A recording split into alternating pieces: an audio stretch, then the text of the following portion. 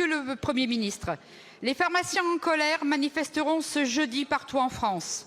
Leur situation s'est fortement dégradée, notamment dans les territoires ruraux où plus de 2000 officines ont mis la clé sous la porte ces dernières années. Les pharmacies sont fragilisées en raison des négociations conventionnelles avec l'assurance maladie qui sont au point mort, des charges en hausse ou encore des prix des médicaments en baisse. Ces professionnels de proximité sont très inquiets, car dans votre discours politique général, vous avez annoncé vouloir déverrouiller certaines professions comme la vente en ligne de médicaments par les pharmacies.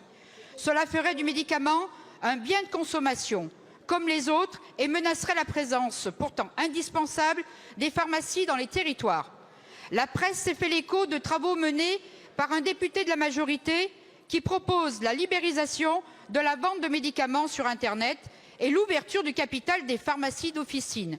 Tout cela inquiète vivement les pharmaciens, dont la profession subit une perte d'attractivité et rencontre des difficultés à recruter du personnel qualifié.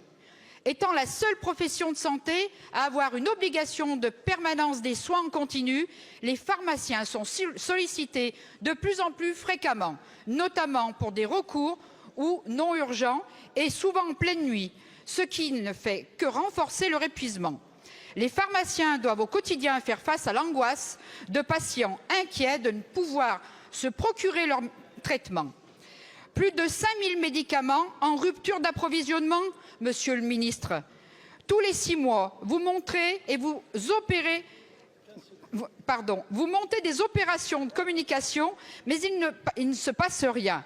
Monsieur le Premier ministre, allez-vous, oui ou non, libéraliser la vente des médicaments en supermarché ou sur Internet?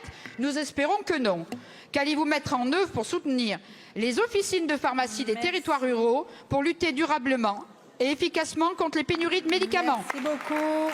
La parole est à Monsieur Frédéric Valletoux, ministre de la Santé et de la Prévention. Merci Madame la Présidente, Mesdames et Messieurs les députés, Madame la députée Sylvie Bonnet.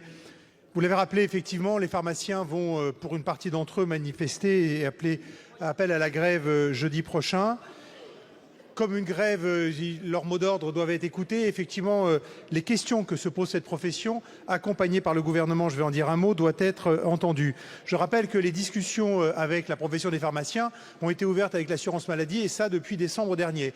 Et il y a encore eu des réunions jusqu'à ce matin qui continuent à explorer effectivement l'accompagnement financier qui est fait de cette profession. Les dernières discussions financières dataient du printemps 2022, donc vous voyez qu'il y a un suivi assez fort de la profession de la part de l'assurance maladie sur le seul volet financier.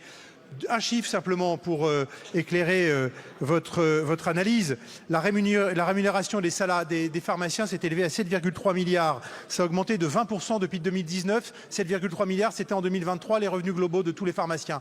Donc c'est une profession qui est accompagnée sur le plan financier. Elle se pose des questions sur effectivement son rôle et sa place dans le système de santé. Ce gouvernement, cette majorité, depuis des années, donne plus de compétences et effectivement plus de possibilités d'intervenir aux pharmaciens. C'était vrai de la vaccination, ça a été vrai, on l'a voté l'année dernière dans le PLFSS, de la possibilité de délivrer directement certains antibiotiques, vous le savez, et tout ça est accompagné aussi financièrement par l'assurance maladie. De la même manière, vous avez évoqué la possibilité de faciliter la vente en ligne des médicaments. Bien sûr que c'est une option, effectivement, parce que les Français aussi le souhaitent, mais c'est une option pour les pharmaciens. C'est le souhait que les pharmaciens, comme ils l'ont fait pour le dossier pharmacien, où ils ont été innovants et ont su intégrer des innovations numériques, ils le fassent aussi pour la vente en ligne, mais à leur bénéfice. Il n'est pas question effectivement d'ouvrir au GAFA et à je ne sais pas quel grand groupe international la possibilité d'intervenir sur ce marché.